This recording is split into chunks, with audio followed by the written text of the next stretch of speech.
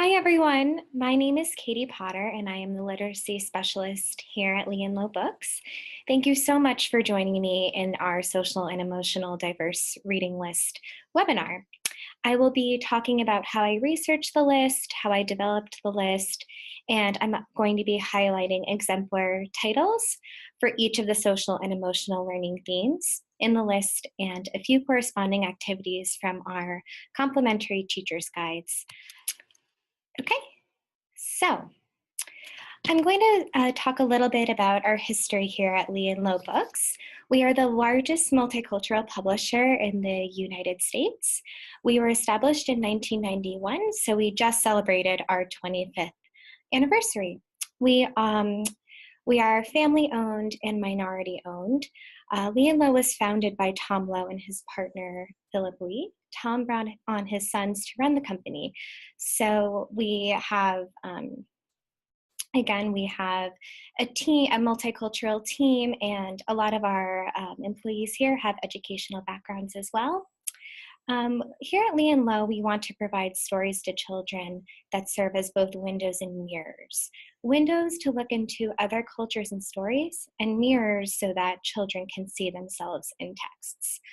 Our motto is also that we publish books about everyone, for everyone. A little bit about my background. Again, as I said before, I'm Katie, and I'm the literacy specialist here. I have a master's in literacy and childhood general education from Bank Street Graduate School of Education. I am a certified literacy specialist for birth through 6 and grades 1 through 6. I worked as a children's educational researcher, a literacy instructor, and teacher. Just also wanted to let everyone know that our Director of Marketing, Hannah Ehrlich, will be monitoring questions throughout this webinar. So I will answer a few questions at the end and do my best to capture different questions that will be asked throughout the webinar. So as most of us know, social and emotional learning is really important for students' educational growth. It's pervasive across the country, and schools are now adapting models and incorporating social and emotional learning curriculum into schools across the country. So we as teachers know that students cannot learn if their educational needs are not being met. And here at Lee and Low, we wanted to recognize this need in the field of education and provide a list of books that fit popular and well-recognized social and emotional learning themes. There are a plethora of organizations working towards providing educators and administrators with resources on how to approach social and emotional learning with students. So when I began my research, I wanted to look into these different organizations and take pieces of information and language from these organizations and incorporate them into my research behind the Lee and Low Social and Emotional Learning reading list. So the themes that I'm going to talk about in a little bit were inspired by these main organizations that I'm going to talk about. CASEL, which stands for the Collaborative for Academic, Social, and Emotional Learning. They are widely known in the social and emotional learning field, and they have competencies that a lot of schools and curricula are inspired by. Angela Duckworth, who famously conducted research on students in grit, has a character lab that speaks about different character traits and how different resources on inspiring children and adults, different ways that they can incorporate character strengths into their everyday life. The Rutgers Social and Emotional Learning Laboratory and the American Institutes for Research also have a lot of different research studies that you can look at for social and emotional learning research. And Edutopia and Education Week also have many articles, videos, and resources that are tailored to SEL in the educational landscape. So we have 6 themes that emerged from this research. We have empathy, positive relationships, recognizing and managing emotions, problem solving, grit and perseverance, and perspective taking. And I developed these themes based off of research that the different organizations and research that I conducted. And I will be talking about them as I continue. So after my careful investigation and analysis of all of our Lee and Low titles, I had to go through our entire library to look at each title and see that the characters and narratives matched really well with the social and emotional learning theme. I also found that this would be a great activity to do with students in libraries in the classroom. You can have students go through books and pick characters and narratives that correspond to each of these themes. And I also wanted to note that these characters and titles are all diverse books. Not only are these titles all diverse and feature characters from different cultures, they are great for teaching about social and emotional learning.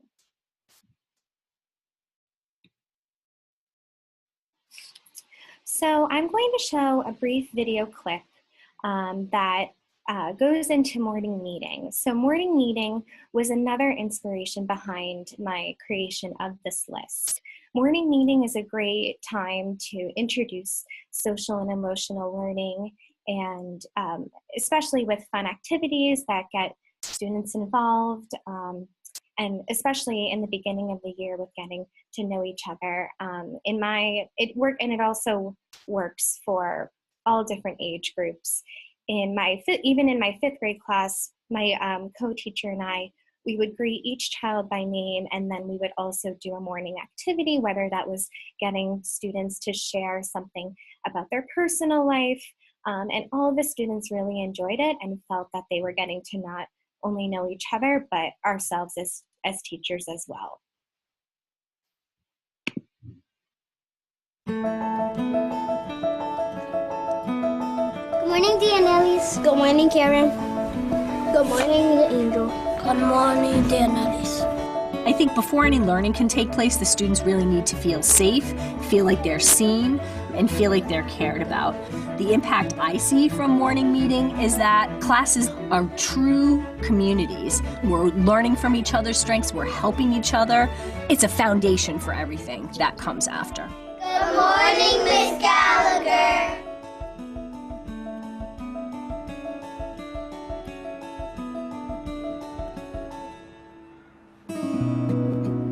Morning meetings are a really important part of the responsive classroom model, which we use here throughout Highlander Charter School. It's a chance for the students to make that transition from home to school. It's a way for everyone to settle in and feel that they're a part of a community. It puts me in a focused and good mood. It makes me feel ready to learn.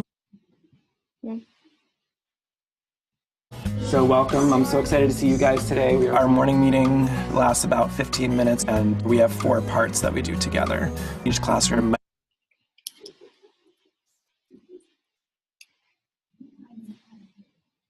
be a little different the way the teacher runs it. We start with our greeting. The kids choose what the greeting is for that day. That helps them want to participate. Good morning, Alvin. Good morning, Alvin. We make eye contact. We're having our ears, our eyes, and our brain on the person who's speaking. Good morning, Benjamin. How are you feeling today? Are you ready to learn? If you're not ready to learn, what can we do to get you there? After the greeting, we do share. I like it when people share because we got to know them a little better. There's like a little board, and whoever went, you had to check them off, and you had to say what you did on the weekend. I went to the movie. What was in the movie? When the movie died. We've had a lot of interesting issues come up through shares, whether it be deaths in the family, politics and people feeling safe or not safe because of that. You know, things you might not normally talk about in a first grade classroom. Morning meeting gives you the space and the time to have those conversations. Today my grandparents are coming. I'm ready for questions for Thomas. They get to answer questions. Somebody cares about me. All these hands are interested in me. Didn't they call? So I wanted to choose that example because I found it would be a great segue into read-alouds that I'm going to talk about in a little bit.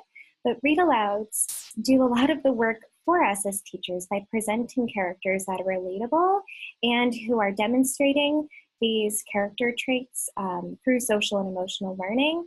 And they make these themes that are, as the teacher alluded to, that are difficult to talk about with children. Read-alouds are a great way to create a safe space for children to share their experiences, their ideas, and their connections.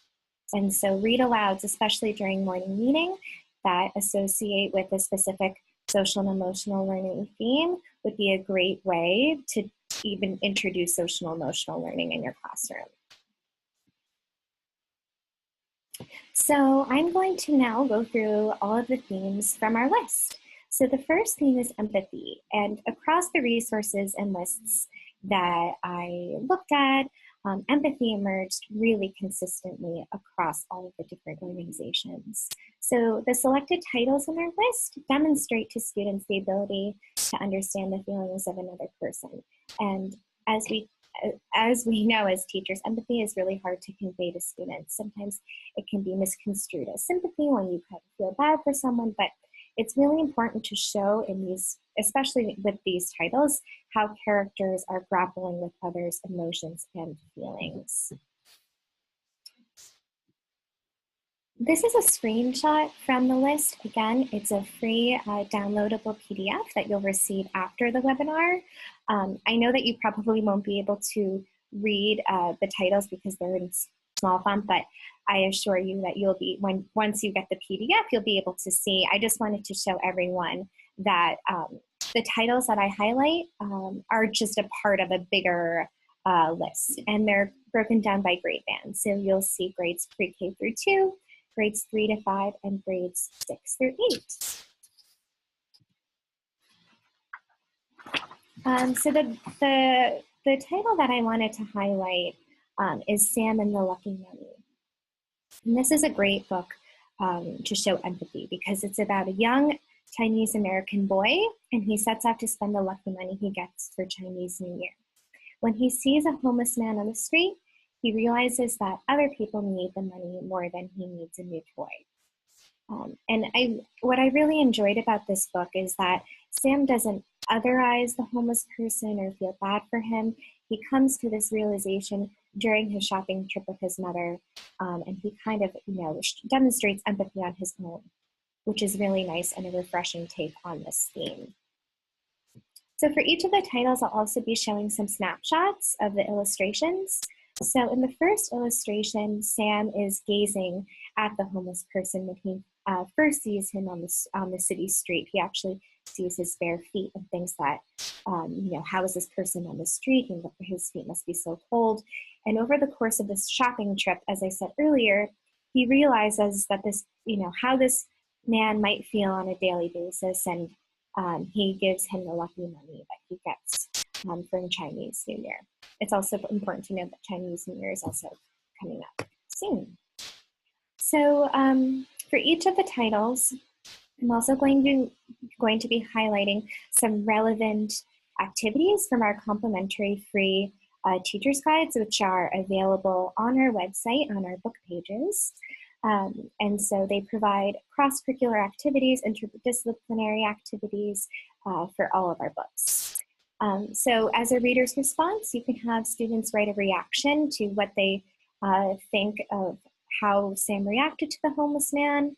And as a writing activity, you could have students talk about obligations to help others in the community, including homeless people. And again, you can certainly tailor these activities to fit the needs of your classroom. You could have students talk about them in small groups. You could create projects associated with these books and these questions. So there really are a myriad of ways that you can talk about empathy with this book. Our second theme is positive relationships. So positive relationships across the organizations was, the necessity was apparent. Students need to understand the benefits of healthy relationships with everyone in their life, and that includes family members, friends, teachers, administrators at the school, everyone that they interact with in their daily life. It's really important for them to know the essential components of positive relationships. And the Lee and Low titles in this list show students different characters that interact in respectful and kind ways. This is a screenshot of the positive relationships section of the list. And the title that I want to highlight for positive relationships is called The Legend of Freedom Hill. And an African-American girl, Rosabelle, meets a Jewish girl, Sophie, and the two become friends. This takes place during the California gold rush. They find gold and buy Rosabelle's mother's freedom. So the story not only demonstrates the power of friendship, but it also shows students how to problem solve, which is another theme that I will discuss in a few minutes.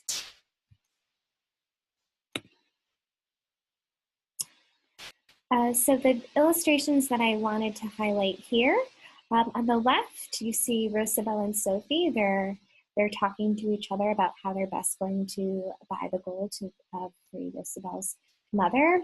And you can also, for your visual learners, illustrations are also a great way to show these social and emotional learning aspects, including positive relationships. You can see their body language and how they're looking at each other and speaking in kind ways, and that's conveyed through these illustrations. And then in the illustration on the right, the girls achieved their goal, and you see Rosabelle's mother there, and they're all looking happy, and after they have achieved their very arduous task of achieving Rosabelle's mother's freedom.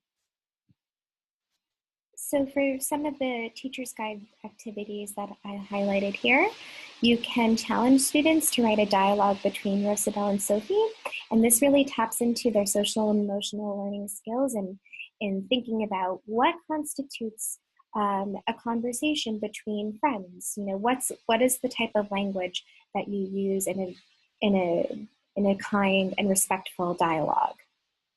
In another reader's response, the narrator in the book says at the end, "And a whole town learned a thing or two about what matters in this old world of ours." So you could ask students what the narrator means. What did you learn about friendship from the story? So you can have students refer back to the text and use evidence from the book in order to support their reasoning. Or you can also have students make a text-to-self connection about what their friends mean to them, and in a time where students and a friend solved a difficult problem. The third theme is recognizing and managing emotions. So one of the biggest parts of social and emotional learning is teaching students how to identify, recognize, and handle emotions that they experience on a daily basis. And this goes for children of all ages and including adults. The titles that I'm going to talk about show students how to handle their feelings through characters who are going through difficult times. And it's also important, I think, in our titles that we show on our list, and that students that we work with go through a whole bunch of different situations with family or friends, and our diverse characters and titles in our list really show the range of the different emotions that characters and children can experience. So here's a screenshot of the recognizing and managing emotions portion of the list. The title that I'm going to talk about for recognizing and managing emotions is called The Three Lucies. And The Three Lucies is about a Lebanese boy who loses one of his beloved cats when his village comes under attack. He must learn to hope for a peaceful future, and he recognizes and manages his emotions throughout the story. And these emotions range from sad to happy and excited, so it really covers all emotions that children experience. So here I wanted to show the juxtaposition of the illustrations in the three Lucy's.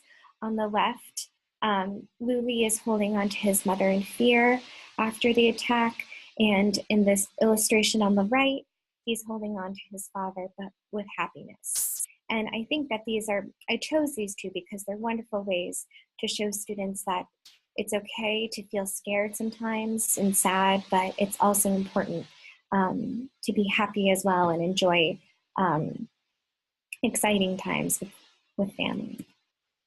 So the teacher's guide activities that I'm going to highlight here. In a reader's response, you can reflect on how Louis's family supported one another during and after the war. His family members are certainly instrumental in getting through this difficult wartime. So you can have students go back to the text and give specific examples of how family members are contributing to both their physical and emotional well-being throughout the story.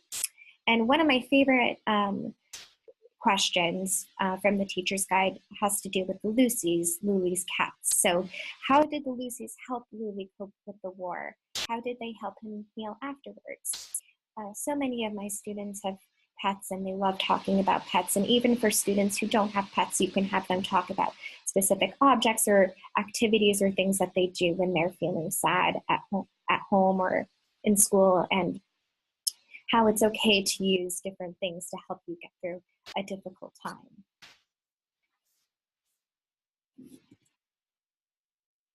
So our fourth theme is problem solving. So critical thinking skills are imperative for students both inside and outside of the classroom. And giving our students the opportunities to problem solve is always essential in the classroom. And the titles in the list show students how different characters find solutions to complicated issues or situations. So this is a screenshot of the list. The Spotlight for Problem Solving is a title here, a bilingual title in English and Spanish that we have at Lee & Low called Rainbow Weaver. This is one of my favorite titles. It's about a young Mayan girl who isn't allowed to use her mother's thread to weave. So with a little ingenuity, she discovers how to repurpose plastic bags to create colorful weavings of her own. And the illustrations are absolutely exquisite. So as you can see in the illustrations on the left, Ishel is holding up these plastic bags, and first of all, they're littered across the street, so she wanted to pick them up and help clean up her community. But then she came to this realization that she can use them for her own weavings, and that's what you see in the illustration on the right. So you have the spools of the plastic yarn, and then she's starting to create weavings of her own. And I think that this is just a marvelous way to show problem solving, both in an environmental way and also in a really efficient way. So some activities that you can do with students, you can have students respond after reading. How does Ishel demonstrate patience in this story? Consider both her problem-solving process and her actions while weaving.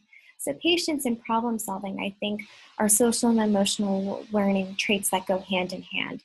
Oftentimes when you're solving a problem, you need to have patience along the way. You're not going to come to the solution automatically. So it requires patience and hard work and determination in order to solve the problem. And Rainbow Weaver is a great way to demonstrate all of those things.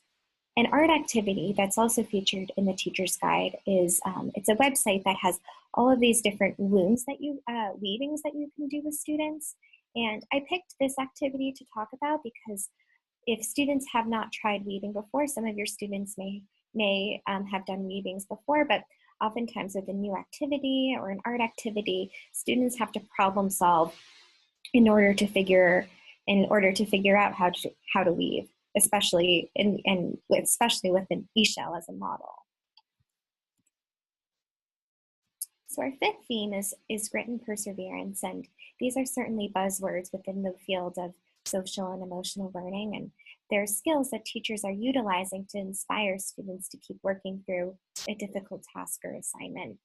The social and emotional learning titles that I provide here show students different characters or achieving goals despite difficulties or obstacles in the way.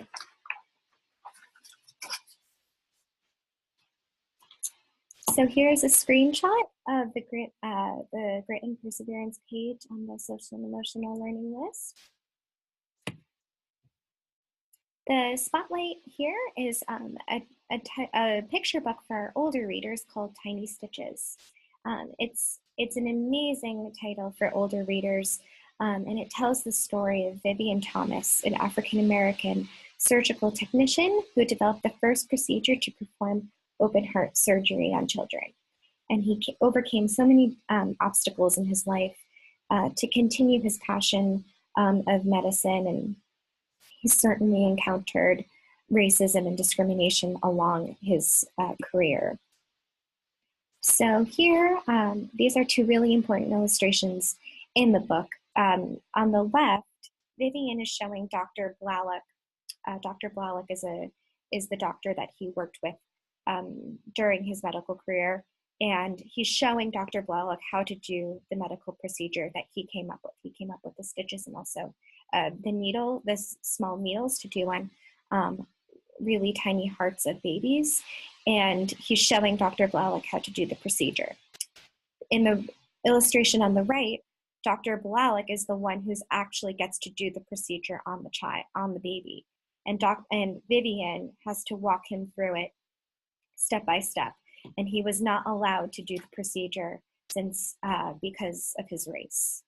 And despite the racism that Vivian encountered, he always helped doctors and nurses with their work. And so finally, he was recognized at Johns Hopkins, and they awarded him an honorary doctorate degree and appointed him to the faculty as instructor of surgery. And it's a fabulous biography. So as a teacher's guide activity, you can have students write about write diary entries from the perspective of Vivian Thomas. So since Tiny Stitches is a biography and chronicles the life of Vivian, you can have students enter multiple dates and passages in his journal and talk about the different feelings during his life and how he used grit and perseverance to overcome all of the different challenges that he encountered. A title that we have here at Leon Lowe for our middle grade readers, this is a novel called Step Up to the Plate by Maria Singh. And this title is, it's about a 9-year-old Punjabi Mexican girl in California. And while her parents and neighbors are struggling through World War II and working for India's independence and trying to stay on their farmland, 9-year-old Maria Singh learns to play softball just like her heroes in the All-American Girls League. This is one of our newer titles, and it's a great novel, especially for students in grades 3 to 5. So some teacher's guide activities that I wanted to talk about. You can have students think about how Maria helps her softball team throughout the book. What does Maria do to make sure that the team is able to play? And there are a lot of setbacks that Maria encounters, and you can have students think about the ways that she uses grit and perseverance to help her softball team. You can also have students think about Maria's character change over time. And here I was thinking of having students do a graphic organizer with 3 columns, one that says before, and you could talk about before the change. You could have students talk about the event, what happened that caused the change, and then a column that says after the change and how Maria was, how Maria changed after that event. And I think talking about character change is a nice way to incorporate how characters use grit and perseverance throughout the book. Perhaps the character uses grit to overcome an obstacle, and that was a turning point for the character. So our last theme that we're going to talk about, that I'm going to talk about here, is perspective taking. So perspective taking, in my opinion, is one of the most difficult concepts to teach to children, especially younger children. showing students how to view the world through another person's eyes is a difficult task. And that's why read-alouds are such a great way, because you don't have to explicitly teach students about perspective taking. You can have characters model what it's like to take to look at the world through another person's point of view. So here's a screenshot of the list.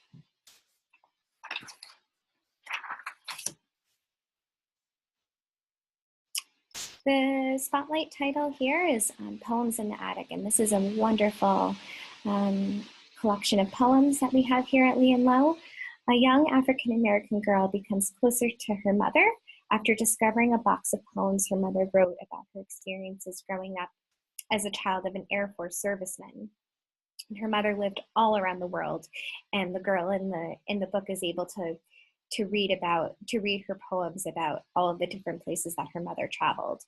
And it's told in alternating free verse and tanka, which is similar to haiku, and the poems are in different perspectives. So it's also a great mentor text if you're doing a poetry unit as well. So these are two illustrations, and on the left, you can see the girl is sitting in a tent, and I'll read you the poem. The poem is as follows. I set up a tent in Grandma's backyard. Take a flashlight so I can read Mama's poems and me go camping. So what's wonderful in Poems in the Attic is that the illustrations spread across the two pages. So on the left-hand side, the girl's perspective and the mother's perspective is split, but then the mother's perspective continues on to the next page, which is just a fabulous way to visually demonstrate to students how the girl is using perspective taking to really envision and imagine what it's like for her mother on this class trip in Japan. So the mother's poem is as follows. It's titled Class Trip Japan. My class camping trip, rhinoceros beetles and dragonflies joined us. We ate squid on a stick, slept at the foot of Mount Fuji. So you can have students lead a discussion or write about how can the reader differentiate between the young girl's and her mother's poems. So not only can you have students talk about the illustrations, but you can have them talk about the language that the author uses in order to differentiate between the two, which is a really wonderful way to get students looking at author's craft as well.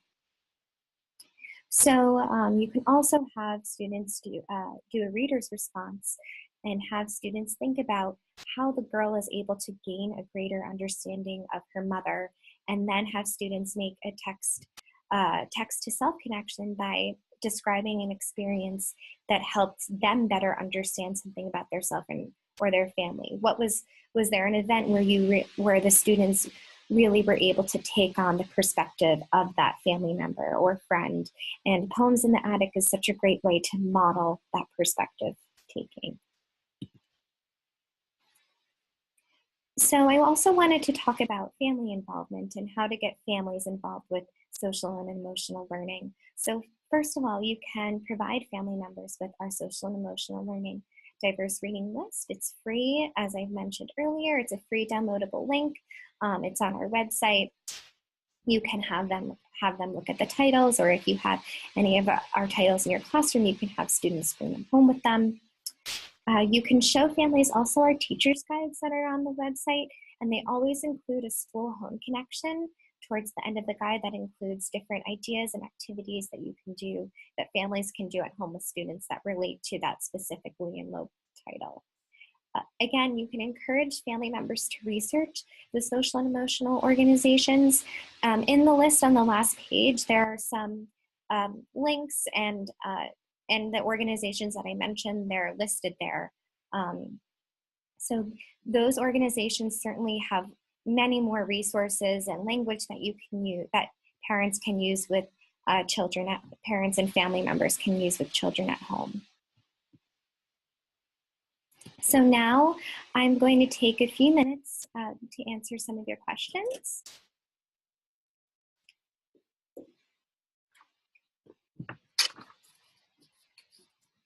So one of our questions is there research of any kind about the implementation of these activities? So with social and emotional learning, there have been so many different studies conducted on the impact of social and emotional learning in the classroom and the different outcomes that it's had on students. The American Institutes of Research and Educopia certainly, if you search social and emotional learning, they have so many different links that you can look at and provide and examine to look at all of the different studies that have been conducted. And they're also great ways or great resources to share with teachers and administrators about how social and emotional learning really prepares students for life, not only academically, but socially and emotionally, and prepares them for future careers. Some other questions that we've had are, how do I convey to parents the critical importance of social and emotional learning for success in future education and life?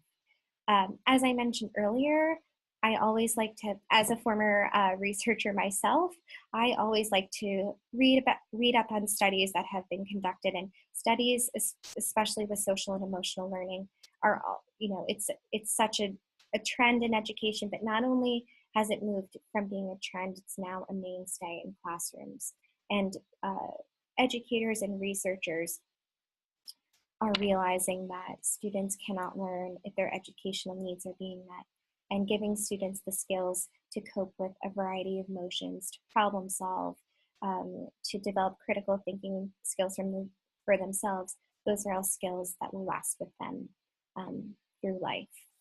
And another question is, would you include bullying in your categories? Bullying is certainly a big topic within the realm of social and emotional learning, but social and emotional learning, as all of the different themes that I've mentioned, are skills and traits that then would equip students to deal with a bullying situation. So skills like empathy and problem solving, those are all ways that students can combat bullying. So that's it for this webinar. We hope you enjoy learning about this list and all of our relevant titles. So after this webinar, you will receive an email with the PDF, the link to the PDF, and links to purchase collections if you're interested. And you can also contact Abe Barretto. His name is also listed in the list for purchasing information for your school. Again, this webinar was recorded, and the link to the books and teacher's guides will also be provided for you. And you can also follow us on social media on all of our different social media channels. So we look forward to hearing from you, and thank you so much for joining this webinar today. And I hope to be hearing from you soon. Thank you so much.